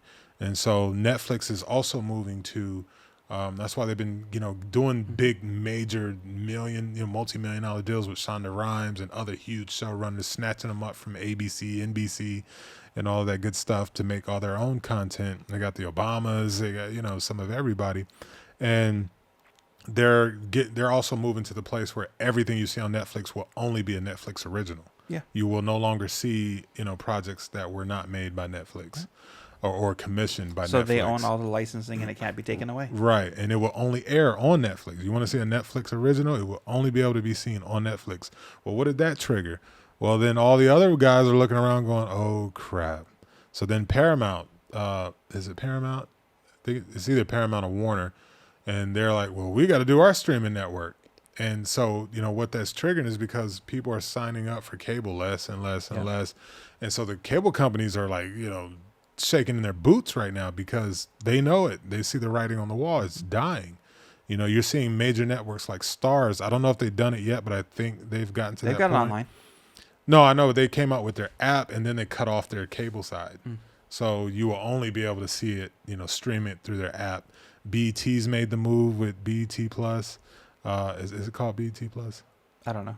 Okay, well, they have a streaming app where you can get all their stuff plus some, original content.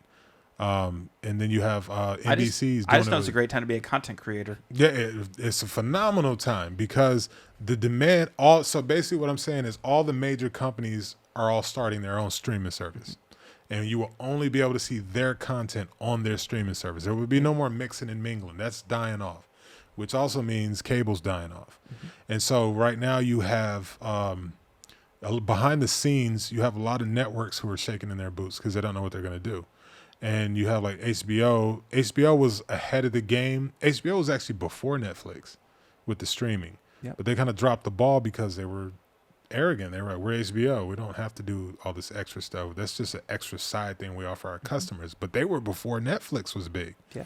And so they could have been, the Netflix. But so now they're playing catch up and they did HBO Go. And then now they just did the HBO Max. And eventually they're probably going to leave cable. They'll probably be one of the last holdouts, but they're going to leave cable. You have networks like FX. If you look it up and see, they're like all of them are coming up with apps now to watch their content on the app. But the problem is one network competing with a whole platform because there's a huge difference between network and a platform. And so the networks know they can't compete with a Netflix or Disney Plus, etc. And so, they're trying to figure out how do I get subscribers to this app, and all we play is our stuff, and which means we have to spend way more money to create way more original content, which costs a lot of money, instead of just leasing it from other people and hope somebody picks up that other $3.99 or $4.99. Right, exactly. Yeah. And so they're shaking in their boots. And so what's going on behind the scenes there's a lot of mergers of networks happening. So they're like saying, FX is getting with, TBS. I don't know. I'm not, Yeah, just I know, using an but example. But they're getting with each other and saying, hey, let's merge so we can pool our resources to make more content and try to draw in, because inevitably there's a streaming war happening right now. And Disney Plus rolled they're just getting started. Like I've heard people complain like, well, once you watch all the main stuff, they're not putting new stuff on there. There's nothing else. They're just waiting for all the releases and stuff to end, and they're filming and creating new content as we speak. That's why they gave that year free with Verizon. Exactly. And so they're going to start flooding their system with all new stuff. And they spend a lot of money on this stuff. Same thing with Amazon. Amazon is another company that, the smaller guys are not going to be able to compete with. Why? That's not Amazon's bread and butter. Yeah. That's extra for Amazon. They got all money. I mean, come on, you're talking about they're on par to be the first $1 trillion valued company. Yeah. If nobody watches Amazon Prime, they could care less, and they'll probably still put new shows on there. And so, like Lord of the Rings, they allocated $1 billion budget for the first season of a Lord of the Rings show. Yeah. It's only going to be on Amazon. $1 billion. What are you hoping to make off $1 billion investment into a show? You'll make it. You know what I mean? But you got to think of merchandising on that. Merchandising alone on that type of stuff, with all the Comic Cons, with all of the virtual play. You'll make your money back. Yeah. I mean, whether you do card games, whether you do board games, whether you do your Comic Cons, whether it's not just the money you're gonna make on that visual. It's everything that, or heck, the universe itself, books, and everything else. Well, I'm talking about the fact that they have so much money that they can dump $1 billion. They don't care if they make it back. Yeah. It's the same thing like Jeff Bezos purchasing Washington Post. When he purchased Washington Post, it was a loser. It was, it was in the red. And they go back and look at it, and he's the richest man in the world. The Washington Post is still in the red. He loses money every year. Mm-hmm. And they're like, why in the world? Someone asked me, it's like, why would somebody that brilliant and that rich purchase a failing, newspaper? And so you got to understand, he didn't buy it to make money. He bought it to control the narrative. Yeah. It has its purpose, and his purpose. He makes so much money with Amazon. He doesn't care what the Washington Post. He'll pay it out of his pocket to keep it in business. You know what I mean? But when he needs certain articles to go out, they go out. When he needs to sick them on the president, they go after the president. So it's all these different things. They'll spend $1 billion on a show to have people constantly not just watching, but you're constantly thinking. The more you come to my site, the more you're thinking Amazon. Is Amazon on your mind? Same thing Walmart did.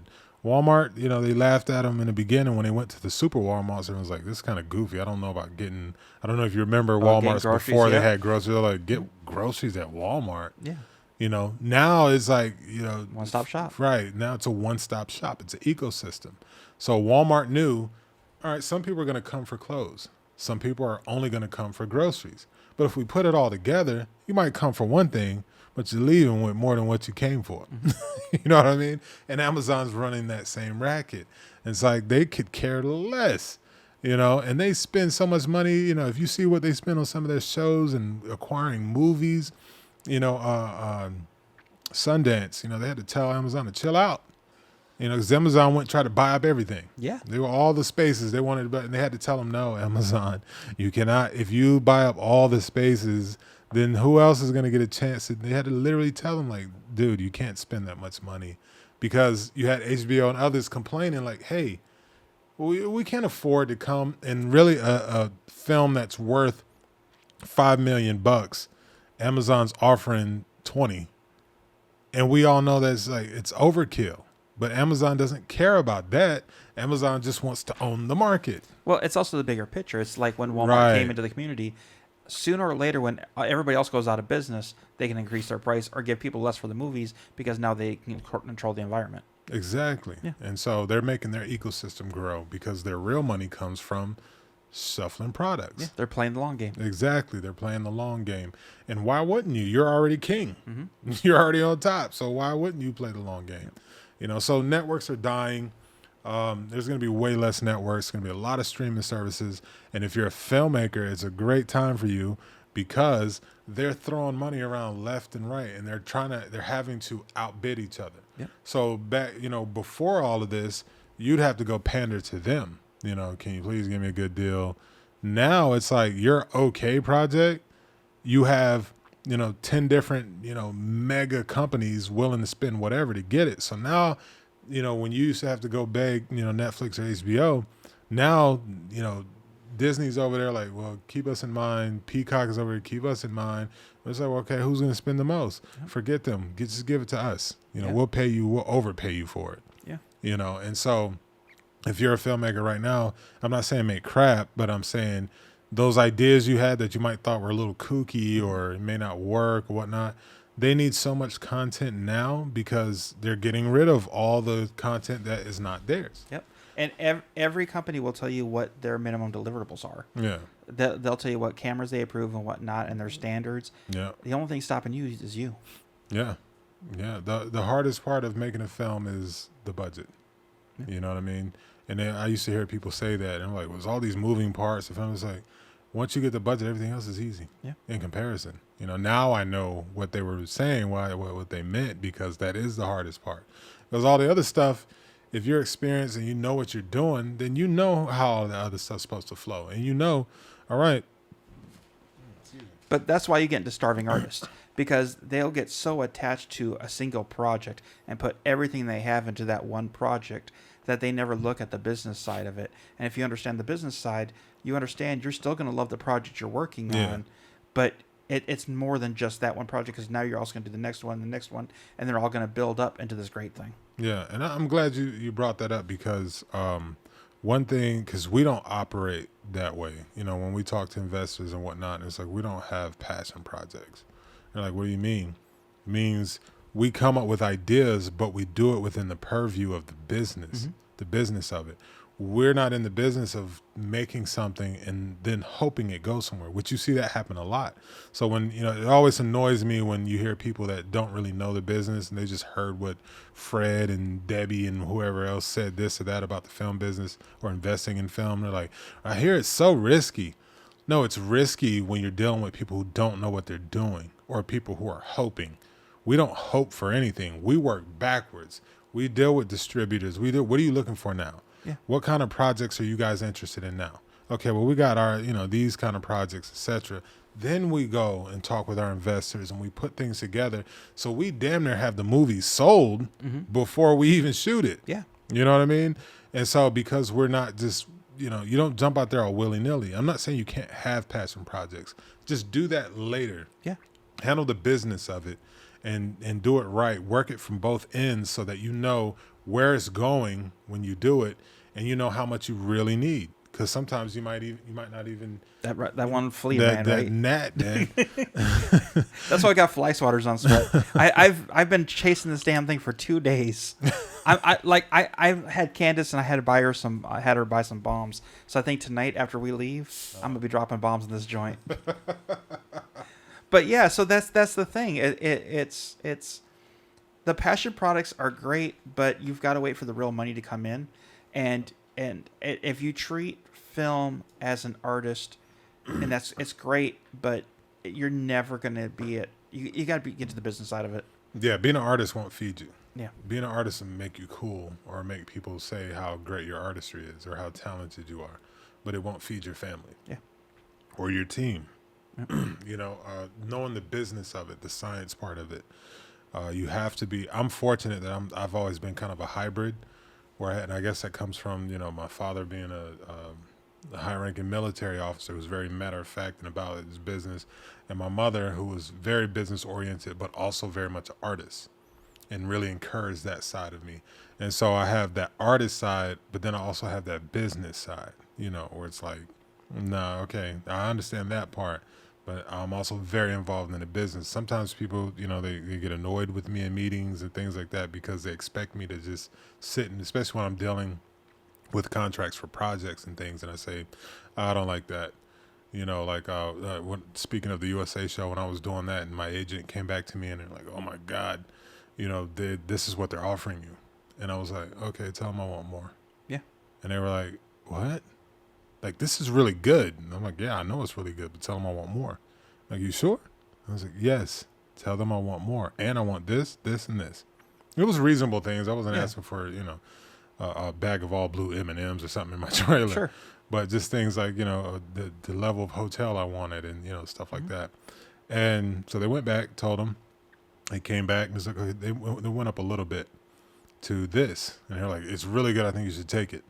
And I was like, no, tell them I want more. And they're like, they're my agents, so they're not going to say, are you out of your mind? But you could feel it like, dude, are you serious? Like, I get 10% of this. Like, bro, please, can we take this? Yeah. And I'm like, no, I tell them I want more. So they go back. And they're like, if that's what you want us to do, then that's what we're going to do.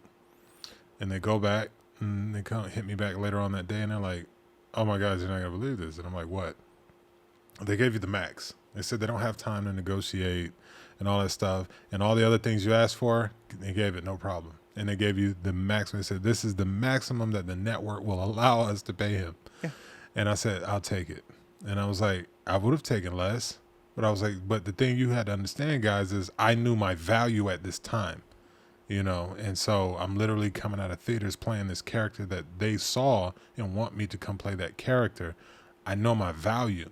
Let's get all my value while we can, And so, and that's the business side of me. Had I just been the artist, they would have told me, we think this is a good offer. Yeah. And I would have been like, oh, okay, well, bro, I'm just an artist. 20% of what you could have made. Yeah, I'm just an artist, But no, I'm very business oriented. Yeah. I've been on film sets and renegotiate my hotel and travel.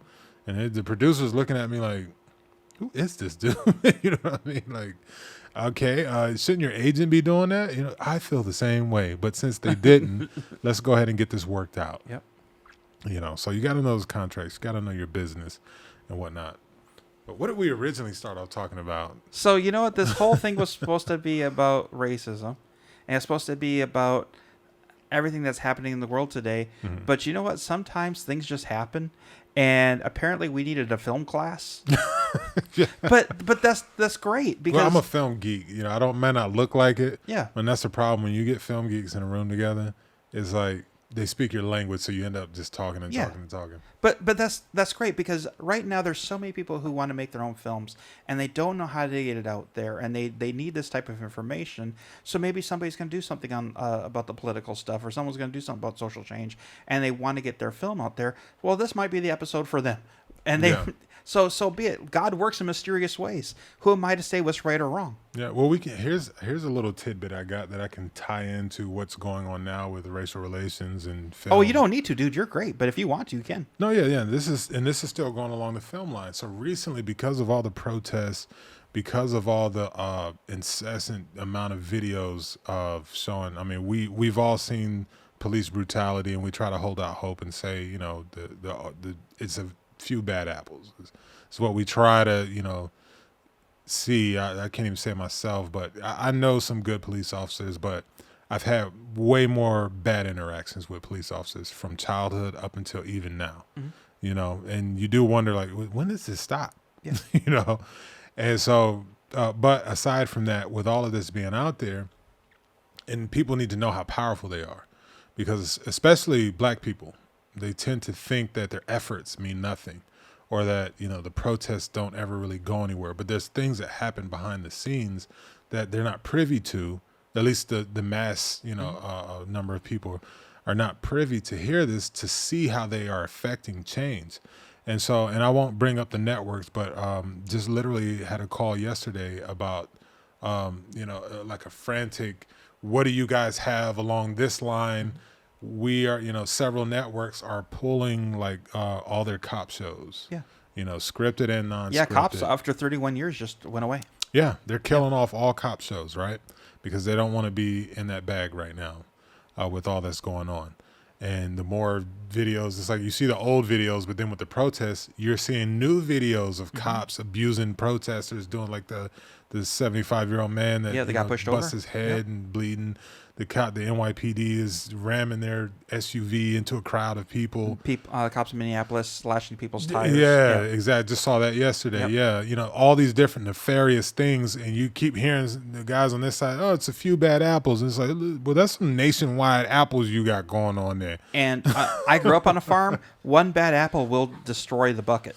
Right. And so, and there's a cop culture that no one wants to talk about that, yes, there are good cops, but the problem with the good cops there is 80% of them will see the bad things or know the nefarious culture and not do anything and not say anything. Mm-hmm. Like those poor guys, I don't even want to call them poor guys, but those guys that were with former officer Chauvin, or how they say it now, disgraced officer Chauvin, mm-hmm. who killed George Floyd. None of them actually, nailed on George Floyd's neck, but they did nothing to stop it, and they knew it was wrong. Yeah. And that man died. And so it's like they don't feel like they should go to prison. And it's like, dude, if you do a drive-by and I'm in the car with you, I could be a deacon at the church, and all I was doing was you were giving me a ride mm-hmm. from the church to home. Yeah. I didn't know you were going to do that. And you pull over and start shooting at people. When we get pulled over, I never touched the gun, but I'm instantly accessory and I'm facing years in jail. The same laws they use against you should be exactly. So remember how we got the 3 strike rule when it comes to like felonies? Yeah. So if you do 3 strikes, you're in jail for the rest of your life, pretty much, right? Why don't we have something set up like that for the police? You make 3 errors, and I'm not talking killing somebody errors. I'm just talking like big enough errors to get written up on. You should be gone. Or at least you should be taken off of active duty for 6 months, do office work for 6 months, and then get pulled back in. I understand it's a stressful job, but you chose that job. I chose to be in the Marines. My job wasn't that stressful. I just fixed telephones, but I still chose it. Right. So if that's what you want to do, maybe we need to shift this a little bit. So maybe a month on, a month off, month on, and that way you can de-stress. But the current system we have, it can't go away because that'll be anarchy. Yeah. But we have to find a better way. So did you see the one protest where that one cop was all pissed off about respect? I think it was New York or something like that, just based off the accent. There was the head of the police union in New York, and that was laughable, Yeah. So I held back on social media from saying some of the things I really wanted to say. But watching that, I get it. Okay, and the part I get is he's frustrated. He's in a job right now. No matter what you do right, they're always waiting for what you do wrong.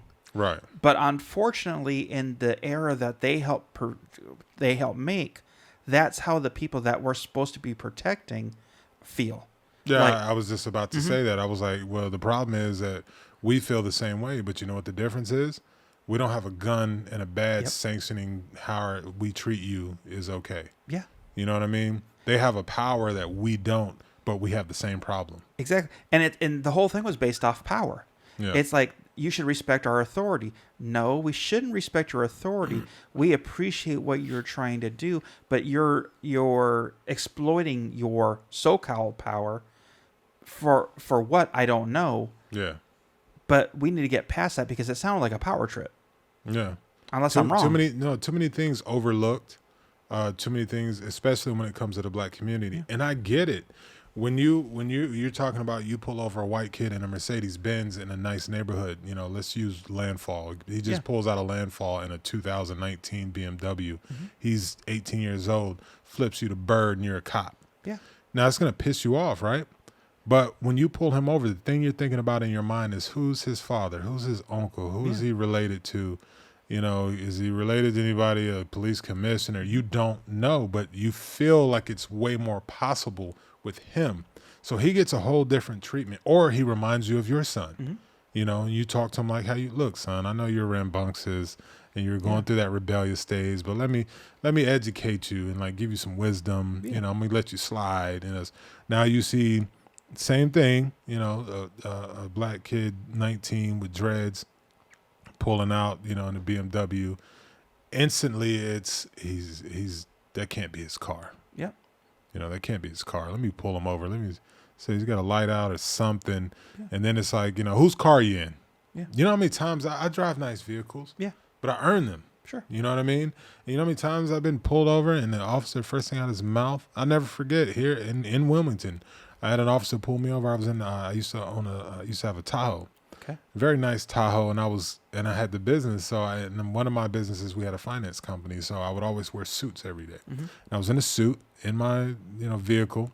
I literally took a friend of mine to dropped him off at a hotel he was staying in, And all I did was drop him off. I didn't get out. Just Yeah. dropped him off, and I was pulling out. Cop pulled me over.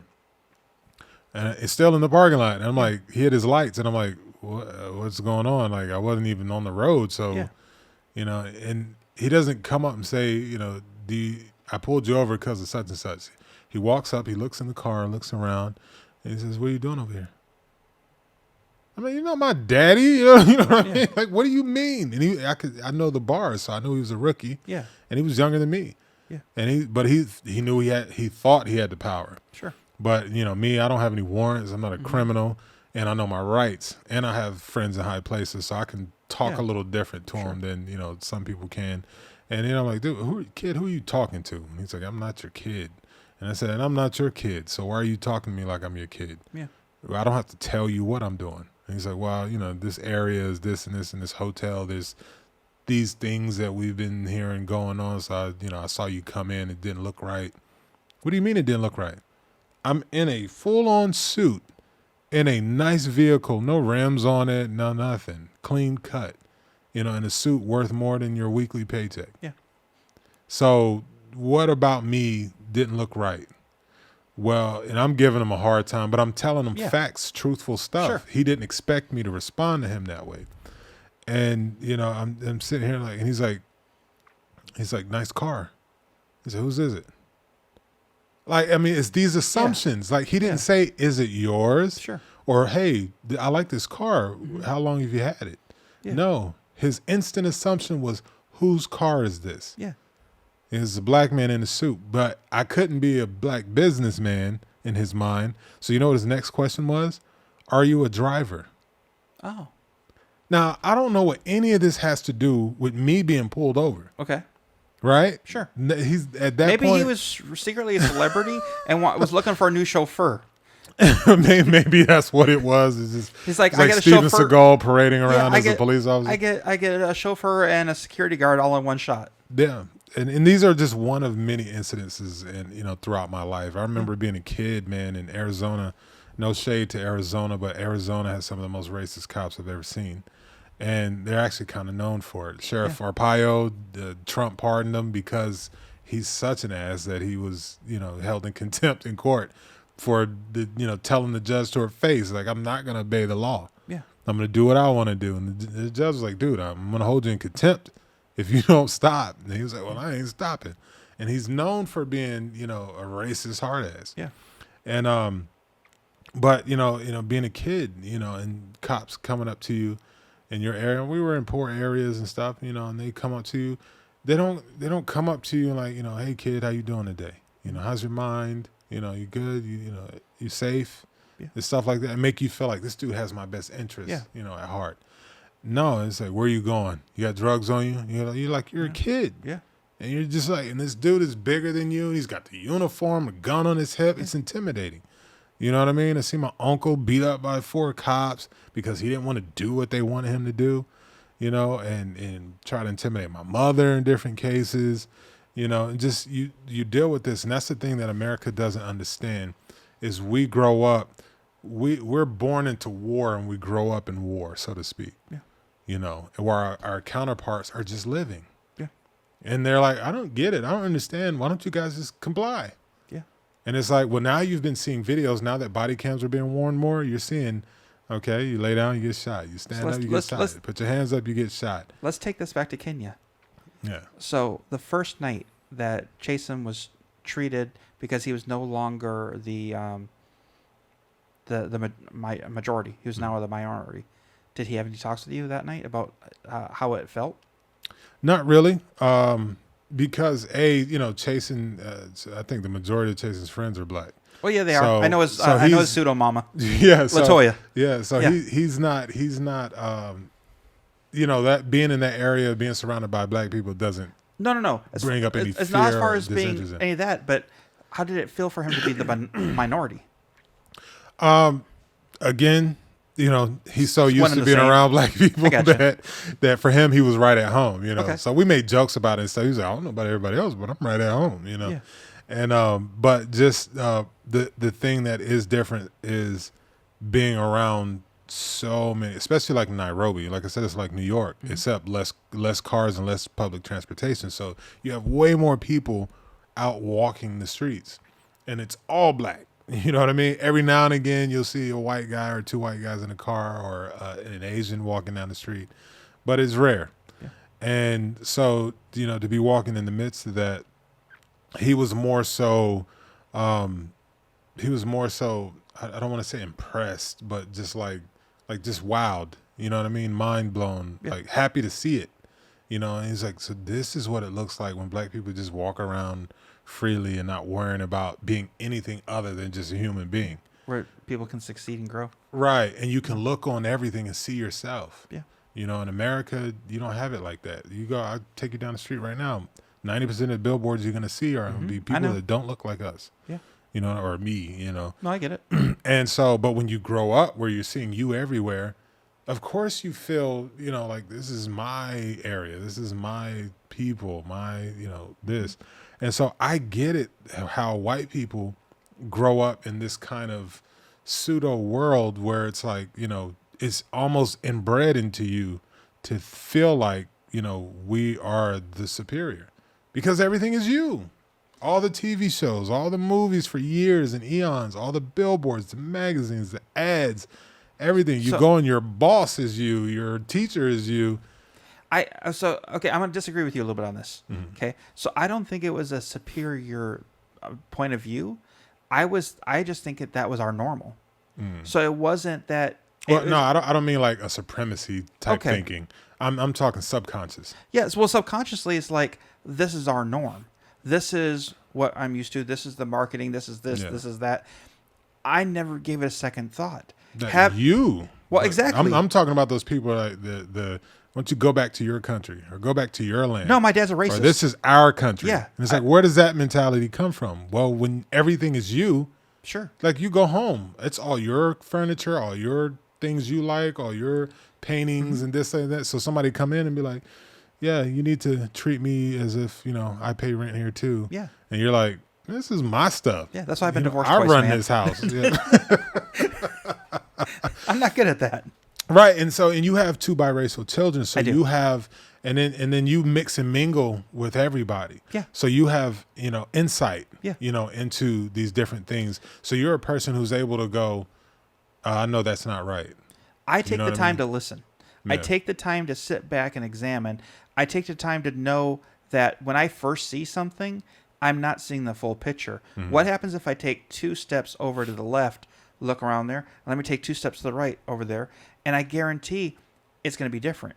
Mm-hmm. So I can have a pole right here, but it looks differently depending on which angle you look at it. So if you take the time to look at stuff from multiple angles, you can generally get a better idea of the whole story. Yeah. And, I had to do the same from my aspect. Yeah. Because the experiences I had growing up with police officers, from a young age, and white people, especially in my 6 years, in Arizona. Mm-hmm. Oh my God. Yep. You're talking about a state at the time. I haven't lived there in years, but at that time, you're talking about they did not recognize Martin Luther King's birthday as a holiday there. Yeah. So much so, they won, how they do like a lottery basically for the Super Bowl, which state it's going to be in. Arizona won it. And the Super Bowl was going to be in Arizona. Everyone was happy, turned up, about it, etc. But then the other states started going, hey, man, they don't recognize Martin Luther King's birthday as a holiday. Sure. They're one of the only states who don't. Mm-hmm. But you're going to let them have the Super Bowl there? Mm-hmm. And so the NFL came back and said, all right, Arizona, look, come on, help us out, man. Yeah. You can still have it here, but you've got to recognize Martin Luther King's birthday as a holiday. Mm-hmm. And they said, you can keep that Super Bowl and shove it up your behind. Yeah. We don't need it that bad. We'd rather ignore Martin Luther King's birthday than to have the hundreds of millions that will come in here for the Super Bowl. Yeah. That is deep. Yeah. When, just to recognize somebody, but it's Martin Luther King. Yeah. And they would rather lose the Super Bowl coming to their state than to just go ahead. Now, mind you, there's millions of black people that live in Arizona at this time, so it's not like there's no black people. No, it's like it doesn't make sense. But that's how deep seated it was, and look up Tent City in Maricopa County and see for years how that was going with Arpaio. But dude, we almost went 2 hours. Is it? Yeah. Damn. Holy crap! So I tell you what. So let's hit your social media up. Mm-hmm. Let's tell people where we can find you. A couple things that I really think you need your own podcast, dude. Oh, well, we got one coming. Okay, cool. Because you need one. I mean, so I've done some other interviews, generally around 50 minutes. I know it's at 50 minutes, and I know, like, okay, cool. One last question. I really thought I was on an hour 10. So I was like, what? So, yeah, it's kind of threw me off. But I love it. I love rabbit holes. Yeah, people are always like, man, you're a talker, but at least you know how to talk, you know. But, yeah, so you can find me on Instagram at official Dom, D-O-M, Santana. Twitter, I'm Dominic Santana altogether, uppercase D and uppercase S. Dominic Santana is one word on Twitter. And Facebook, just my name, Dominic L Santana. And that's about all my social medias. That's all I can stomach at this point. So if I can get Hollywood back here in the studio again sometime, we'll do a part 2. I think this stuff's interesting. So Me too. I love especially learning about the film stuff because you bring something to the table that not everybody else here in Wilmington can actually bring to it. And I think you could teach people a lot. Definitely. I hope to in some way, you know, in the future, be able to, I want to start some kind of program or something once we get more established here and I have some things out of the way. And I want to teach like some of the underprivileged kids and, you know, inner city kids, you know, how to work on films, so from being grip to lighting to art department, whatever, you know. Cool. Well, on that note, dude, we're out. My man. Later.